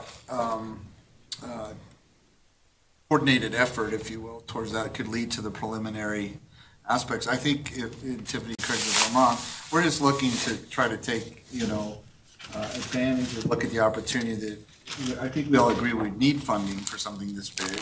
So I think we're just trying to make sure that we can put it in front of the board and then talk about it in session, right, Tiffany? I mean, that's I think what we're doing. The other thing too is that these subject matter experts are decisively engaged in other great initiatives and programs and all that. So again, to your point too, this is a big lift, and so. We'd be considerate of all the BAs, their multitude of tasks, and also, with Natalie. Oh, they don't have much to do. Especially, too, simultaneously we're looking at systems and different things. So, but I fully support it. I think it's long overdue. And I do want to point out, too, that we did put in the backup the 1990 study, so we can take a look at that. And I see, appreciated that. Yeah, so, So that's all I'll say. So, like you said, some of the same questions are the questions we're asking today. Okay. Jay Blaine, Director of Policy and Research with the Utah Education Association. I concur with what colleague Terry said. He talked about being the inclusivity of the people to be included in something like this. I think you need that to have the buy-in of the whatever findings or things that might come out. Also, I looked at the 19 study. I think I have a copy of it in my office. from before because we have everything from before in my office. As you know, we have all the salary data that everybody wants too. So anyway, and a lot of reference. We have a lot of data too. But anyway, there's a lot of subject matter actors, but there's a lot of information and other things a lot of people can bring to the table here. So I would mention that point too. There's a lot of things that have changed over the time. There's a lot of, and I looked at the same things. They did make some changes in 1990. They took out a line item called utilities and insurance. Interesting line item that used to be in there. They kept some things that have gone. There's some things that have gone away on their own without even being studied. We used to have a line item called Social Security and Retirement that went away. It's kind of on its own during the recession. So some changes were made without us even studying them and looking at them, just because it happened. My colleague next to you is probably going to talk about this, but we added a whole new system since 1990, and that's something that's going to have to be considered, looked at. And all the changes were made with the funding of charter schools, which is a really big deal. So, as Terry said, this is going to be a huge lift, and a lot of hands are going to be needed there. So I hope we look at inclusivity as well as the people who are going to be included in looking at this. Thank you. I like your term inclusivity, but I'm not sure we will be able to include everyone. Well, so we will be inclusive. Thank you, Jay. I have to say, I agree with the statement so far. One of the key things is plan, and it's long term. It's not overnight. You're looking at 3 to 5 years, and you may only just own the stone. You may not change it. Change just for the sake of change is not necessarily a good thing. So I like the fact to take the time to delve into this and do it the right way. You can run into a whole lot of trouble being in a hurry just to change something quickly. Thank you. Thank you. Royce. Royce Van Tassel, Utah Association of Public Charter Schools. The discussion along these lines, frequently we talk about equity, and it has lots of different dimensions. I think it's important, and you've alluded to it, but I think it's important to put this at a very high priority about the relationship between the funding formula and the direction public education needs to go, which is competency-based. I mean, you alluded to that. As I sort of think about what the big challenges in implementing competency-based education are, there are 2 really big ones. One is how do we decide and how do we measure what constitutes competency? And second, and we sort of, dipped our toe in that with the rule that you guys just adopted in 720. But how do we fund that? There are all kinds of oxes that are guaranteed to be gored when we go down that road. And some of them we know, and some I'm sure we don't even know exist, which goes to, to their credit, the 1990 study sort of touches on this third point. But I don't know why. We can speculate. We haven't made really any progress in that space, and I think that that's one that this question of how the funding formula fits into, or formulas fits into competency-based education. Can't forget how important, and put that right at the top. Appreciate that. Thank you. Tiffany, do you have any follow-up that you'd like to say? I don't think so. Just ditto. Anyone else have thoughts or comments they want to make? Okay, this is up for an action item, so I'm seeking a motion. I don't mind making the motion, but I just want to craft it correctly.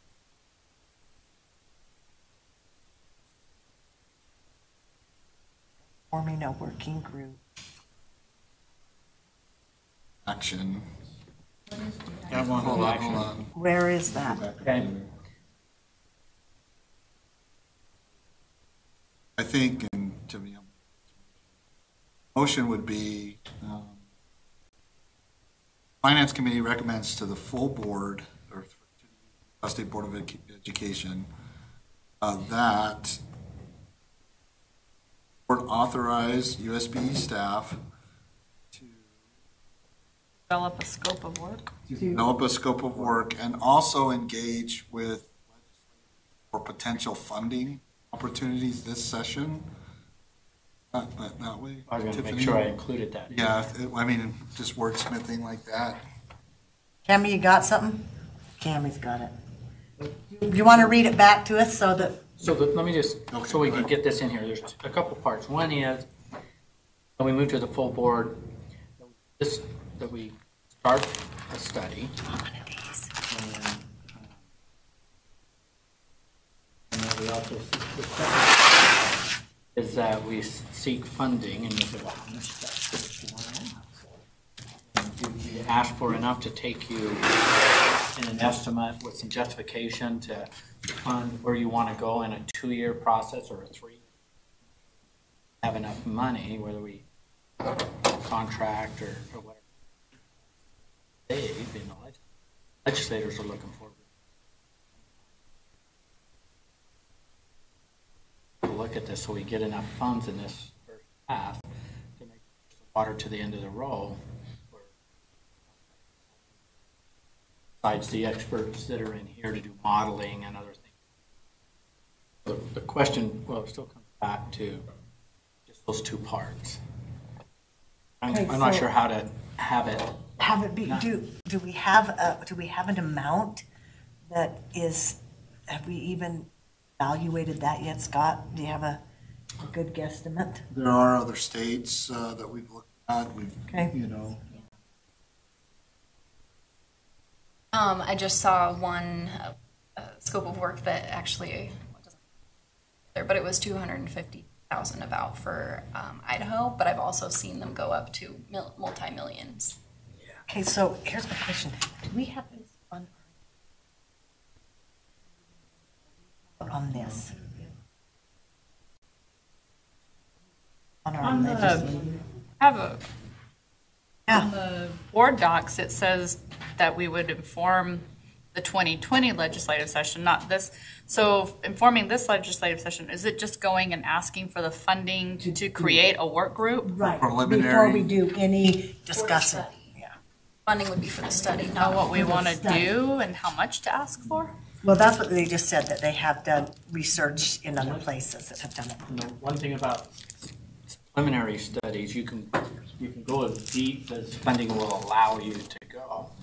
So, Right. and the quality of that preliminary study depends on the amount of money that you spend in Right. digging. So if they have $250,000 they want us to get started, we could add so far. If they want us to go further, a little more comprehensive, and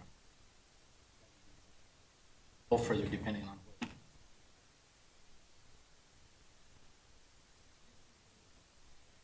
$1,000 to $1 million to put into them. That would be a good use of that funding. Answer a lot of questions. In an awkward place, I'll put a number. Depending on the available funding. I think your motion could include that. I'll start it this way. Okay. My motion is that we recommend the USDA, or that we recommend the USDA authorize staff to develop a scope of work for a study on Utah's school finance system, and also seek funding from the legislature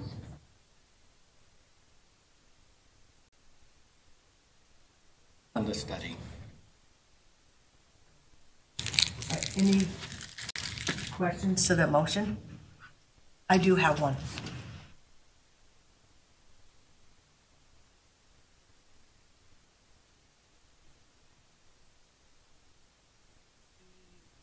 Want to send to leadership that this be put on one of our legislative meetings so that it isn't not coming out until the 1st of March.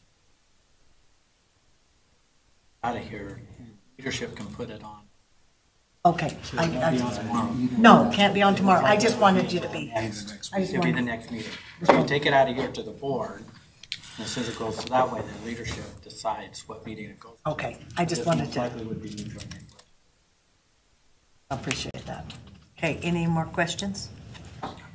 Seeing none, all in favor? Aye. Thank you, Ms. Tiffany. Okay, we are on to 6.8, the MSP audit report. I believe that's you, Scott, right? Well, if you call up Jamie Barrett. Oh, Jamie Barrett. He's our MSP. You're gonna have a break. I didn't wear green. Come on, green and black. I'll call you next time. Can you introduce yourself? Jamie Barrett, Minimum School Program Administrator. Just wanting to report out informational-wise, the Office of the State Auditor has completed its annual review of the minimum school program for fiscal year 18 ending programs. On page, Scott, you want to go to the scroll to the next one? The following programs right there under number 1 were reviewed for fiscal year 18. They also reviewed the budget request for fiscal year 20. And those programs that they reviewed are on the very next page, Scott. From their review of all of those programs, we ended with 2 findings, and they're on the next page. One is for the Necessarily Existent Small Schools program, which is a program that we are currently working on through our work group. The finding is that USBE doesn't have written procedures detailing the regression formula, the factors included in the regression formula, and that the factors haven't been updated since 2011. And what we reported on yesterday at Public Ed Approps Committee is the work group that actually did the Necessarily Existent Small Schools review of the formula and is already taking into these factors into consideration and have a proposal to get this resolved by 2020. And get that into policy? Yep. Okay. Yes, ma'am. Thank you. The next finding has to do with some filters on school level data that weren't applied correctly, and we overpaid a few schools some very immaterial amounts. Those filters will also be resolved for the fiscal year 19 year. Those are the 2 findings that the program had. And you said we overpaid somebody? We did. If you look under there, you can see that we overpaid 6 school districts, in totality a little over $2,600. Well, that's pretty close, but they pay that back. Is that the drill? No. Oh. It's immaterial. It's immaterial. Okay. I'd like $622.56. Okay. Okay. Yeah. I heard that, Todd. You're welcome to it. As Decimal does. Exactly. And that's the report. Okay. Short and sweet. That's not very bad to have 2 findings. No, I'm always shoot for 0, but I'll take these 2. Okay, Scott. So just to further expand on this, but then also to what Jamie articulated coming out of public education probes, to which Superintendent Shoemaker, it looks like we'll continue to develop NAS as part of that same work group, even into the interim period of after the session. Okay. Oh, it's going to continue. Yeah, I believe so. 2020. 2020. Yeah, we need some more time to, for a full year to get level reporting expenditures. Well, I think that's good because time to finally have some parameters. Correct. We want to do it right. So. All right. Any questions from the group on this report? All right. Thank you, Ms. Jamie. Okay. We are on to 6.9, Indirect Cost Pool. call up Who's coming for this? Sue Mack. Come on up, Sue. She's Deborah. going, me? She doesn't want to come. Deborah Jacobson. Come on, up with Deborah. Sue. She's your.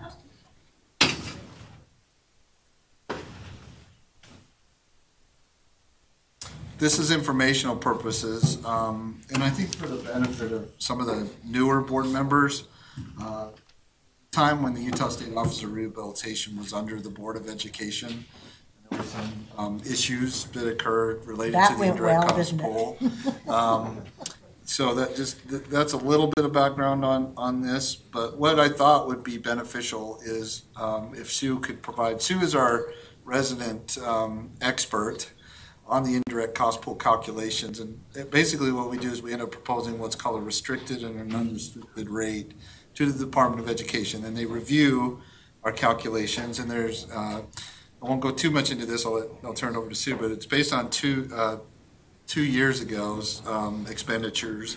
And with that, we'll turn it over to Sue so she can explain a little bit about what the definition of the restricted rate is and what the definition of the unrestricted rate is, and how we apply those here. Because if you look in the backups, and I'll pull this up. I think it's not. Hold on. It's The third one. Yeah, it's the third one. So this may be a little bit hard to read, but you'll see in the kind of towards the bottom on the left-hand side what our proposals are for the current year, which would be 2020. So because we have to get ahead of this. There's a process that's involved with this. We have to meet particular deadlines in order to get it calculated because it has such massive second and third level effects on the 2020 budget office. So Sue, will you let them know what the unrestricted rate is first? Why don't you start there with that? The restricted rate is more for majority of such a program is on a restricted rate. For unrestricted, it's like a state-funded program is on the unrestricted rate. Could you give us an example of each one? Sure, it's like special ed Is restricted. because it's a federal. Okay, and Or any state program like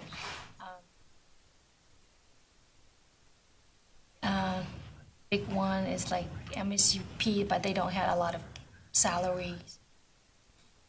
That it would be any big state like teaching and learning. That would be unrestricted. Okay, thank you.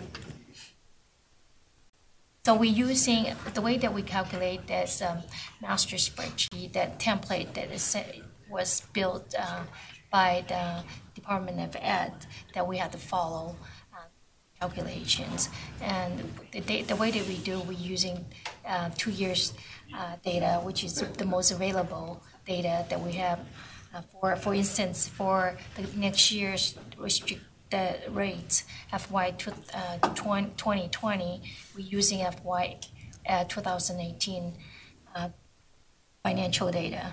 And then we also projected out what would be in 2020, what other expenditure that we perceive that would be like headcounts or any expenditure that we anticipate that will be happening in the next years.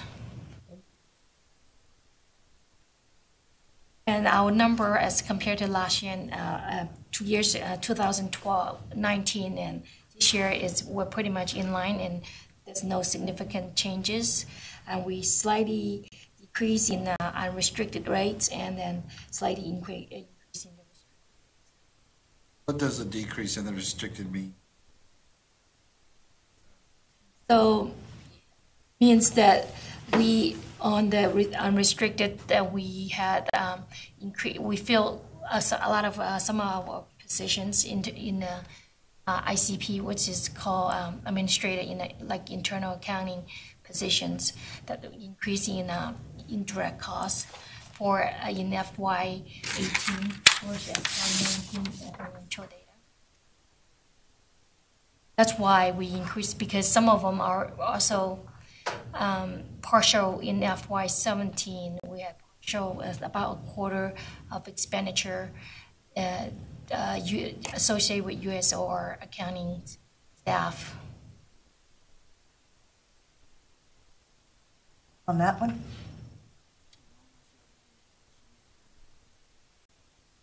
Delve into this exciting opportunity to understand the Well, and I would also suggest if anyone does want to dig, and if it's not for tonight, but if you want to, you could, first name again? Sue. Sue. With Sue Mack. You could contact Sue, or you could contact Debbie, and they could go into depth with you. If you set an appointment with them, they could talk about it in depth as well. I have to do that all the time. So, okay, any questions by committee members? I've Yes. got one. Okay. Scott, maybe you can help me with this. So, I think it might have been on talking about the UFOR days. Now transition to a different entity, but not having UFOR, the indirect cost pool and all those numbers.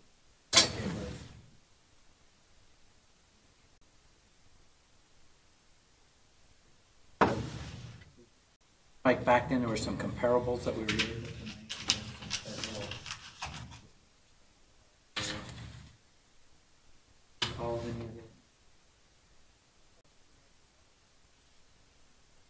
Well, we've tried, recently too, I did ask Sue, I said, how do we compare with other states, as far as rates go? And your response was what, Sue? I mean, that's where I'm leading. Right. Comparables. Right. So I did ask the data of how we doing compared to all other states, and my answer from them is that they recently just implement the electronic submissions, so they don't have really good data to tell me. That's the number one of the reasons. Second, the reason is every state are different depending on how we put our IC people. Some people say like certain position they can put it in this pool, or they can just charge it directly, or I can charge exact hours to the record keeping and say today I work so many hours for a federal program, I charge directly for our internal accounting staff. It's all really different depending on how the state's managing and account for the administrative staff by per se the chart the hours, and so that's why they couldn't give me good metric to compare. So to the chair's question, back in the USOR days, there were concerns, and I'll call them concerns, that we were erroneously charging USOR or not applying the standards, if you will, correctly. And it was resulting in about 2.2 million or 2.1 million of potentially erroneous charges. So then we embarked on a process of bringing in a third-party consultant, which was okay. They did offer some benefit, but not entirely, because the true benefit is Sue and Deborah and Natalie and everyone's crew learning from that experience and coming out of the comparatives of that. So it did result in, by way of comparison to where this agency was at when USOR was here, I want to say the unrestricted rate was around 16%, somewhere around there. I can't remember. There's an audit. Kevin's shaking his head in the back. I appreciate that, Kevin. 16, yeah. 15 points. And so it did go higher because, we feel strongly that as a result of the third-party consultation, but more so, again, from the expertise of our group, that we're calculations and the costs that are associated, indirect costs that are associated with the pool, of which I'm a part of the indirect cost pool, the superintendent. Who else, Deborah? A lot of IT is I wouldn't say a majority of IT, but a lot of IT is in the ICP, because the key is that, to Sue's point about when we just recently asked, for a comparison of all the states, the key is that you're accurately charging. Well, if it's restricted, you're accurately charging for a grant, and that those individuals that are working on that grant are recording their work or their effort, right, Sue, for this, so that we can be accurate in our application of the restricted rate to pay for the indirect cost. One follow. I appreciate that. I've wondered about the comparable.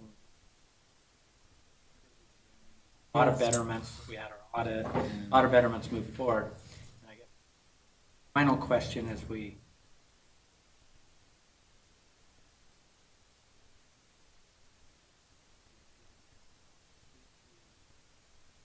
how we go about our day-to-day in making sure the assurances that staff are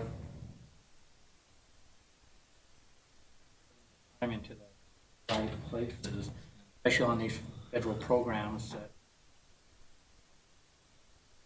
very best service, but are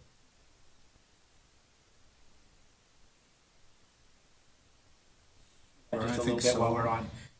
I don't know if we'll ever have a chance in finance to address that, but it had a journey in the past, and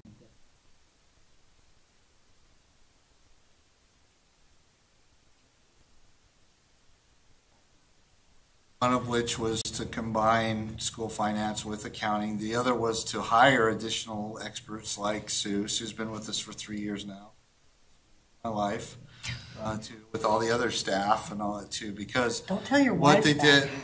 did. Come on, I know. So, oh man, now I'm totally off. There's risk for you, Audit. Yeah.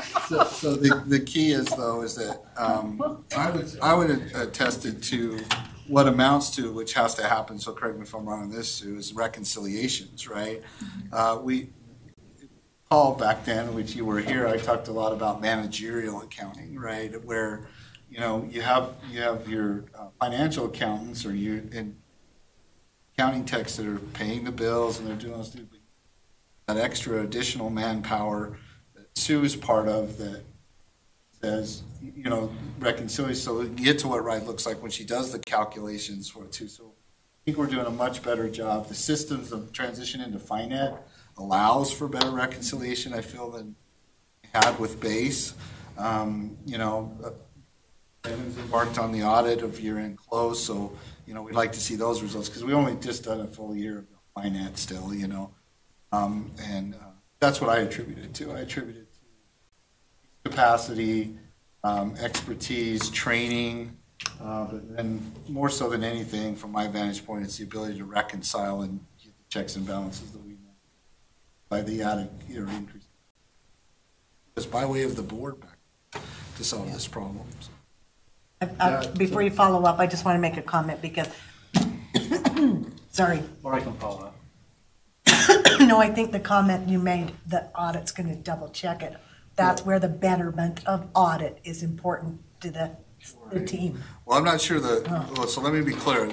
I think the scope of the audit is just the year-end close process. Right, I don't think they're gonna look at the ICP per se. No, but that's what I'm talking about. My point was that they gave their presentation tonight. That shows the betterment to the team as a whole having audit with us. Yeah, that's another key part. Yeah.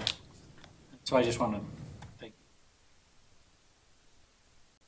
back time for the benefit of this finance committee, a little bit of the history of why this is still really relevant that it comes before here, but there's also a lot of water under the bridge with challenges brought.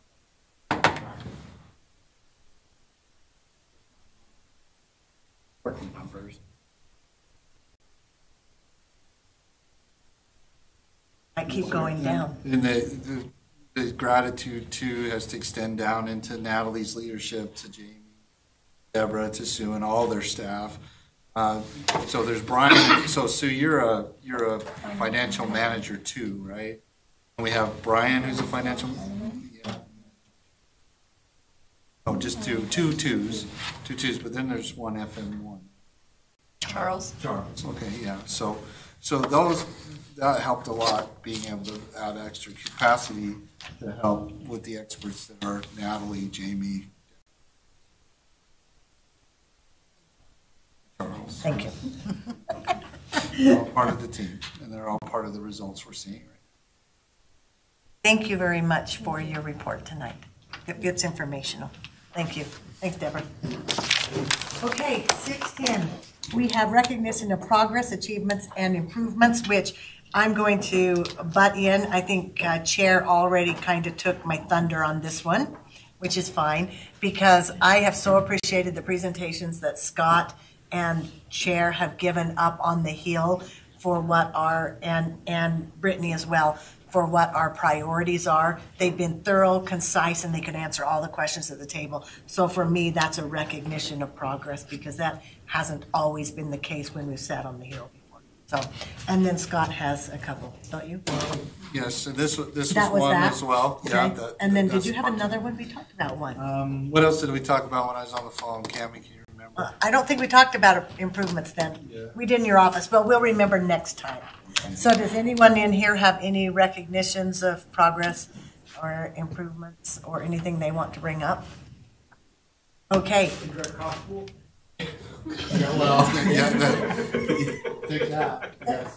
Yes, or a carpool, whichever one works for you. So, okay, thank you. And I really, again, we apologize for being late because of our executive session. It was a necessary evil. Then I guess we will consider ourselves adjourned. Thank you. I didn't think we'd get out of here on time. And I feel so much better. I really did. I got a shirt. That's what they do. I was just teasing you. No, because I wanted to bring up how grateful we are for you. The whole, I didn't bring up Sid tonight because she's not in here. That's what I was thinking. So they usually do that, and that's why they. Hey, I have mints here if you want a mint to get you home. There's mints. I'm sitting there thinking, I'm like, And I'm in here if anyone needs to take it. 3 hour lunch, 2.5. What? So that's. Hey, I can't help it. Hey, and I got these for you. Chewy person, didn't you? Oh, yeah, I like my chewy. Yeah, do you want to take some? You want to take some more? Are they doing what next? Tomorrow, too. Oh, next. We're not happy. You need to worry about it. I mean, we'll be here tomorrow, but. Most people do. They're like, what are you? So I taught high school for 20 years. He already said But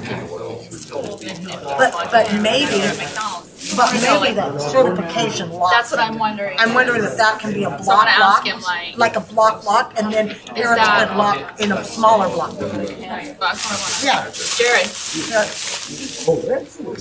yeah, that's his job, which. So what they were talking about. Thanks, Trying girl. to figure out like how they would. Something's going to change with that, or whatever it's going to be. And authenticate, but if they're not, they're either. Yeah. So, it'll be all right. All right, then I'll just set up the other meetings. This one's done. I appreciate your comments. So like all the students,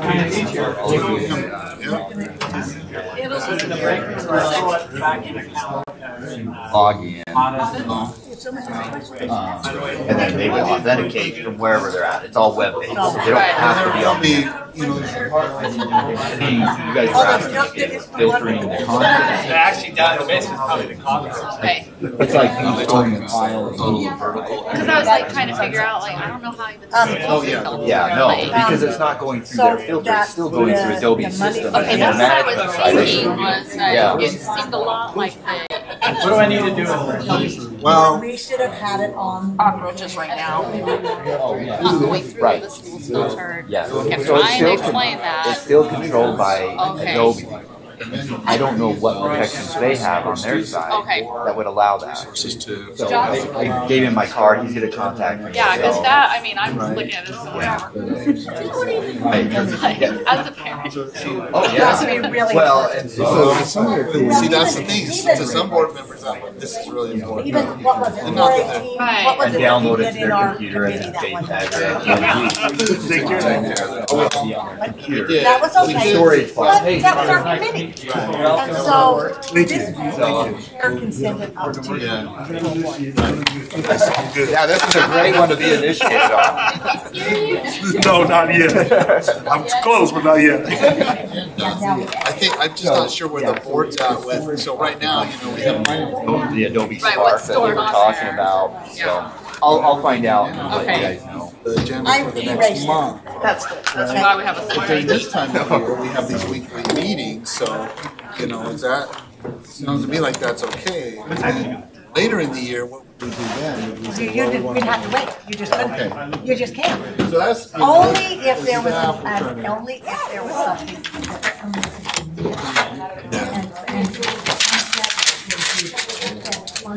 Or things like that, then we'd have to put it on the website. Well, and like school fees, and then we took it off. Right. That's the deadline. Exactly. I really need it like by 8.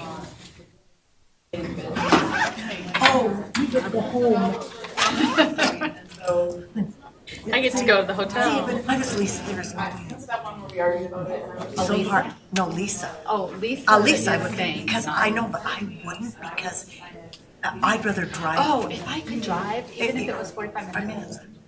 Because I can fall asleep like own the that. house better. I have to take a sleeping pill. Yes, so that I hear. Yeah. No, I gave him my card. Oh, they already taken that? Yeah. Oh, Hands down, I would not. If I was travel. I always travel with Unless Andy. it was like really. No, that's right, and I think that's why he offered that, because they were afraid it was going to be snowy. Right. But if I travel with Andy, Because I'm like, I have my sleeping pills. I have to. I don't at home ever. I know, and I don't have to take a full one. No, I that I do take that. half. You do have it. I can't remember Something. what it's called, but. Okay, I'm both your staff member, right? So, well, that's all I have. This is the Office of the State Auditor, so I'm, you know, we're USIMS, right? Yeah. He's trying to get money to do his own data system. Yeah, and remember how I told him that. So the state auditors? Yeah, Scott says, Scott Jones, your employee, says the Board of Education is responsible for everything, anything to do with public. No, you Tim, we're done. Well, so see, it's USIMS, well, I need help. When we Okay. know I need help. Okay. I need We need to talk to John. And so, yeah. 'Cause he pitched this in a different committee. You know, Which- we're of mostly course. public education. Right. Ed committee. Where do you pitch this? This was in, hey, Jamie, what committee was it? Criminal Justice. Oh, I think you might still be broadcasting. Yeah, let's make sure we're not streaming. Oh. Oh, well, great. Okay, hey, Auditor Dizzle, how are you doing? So,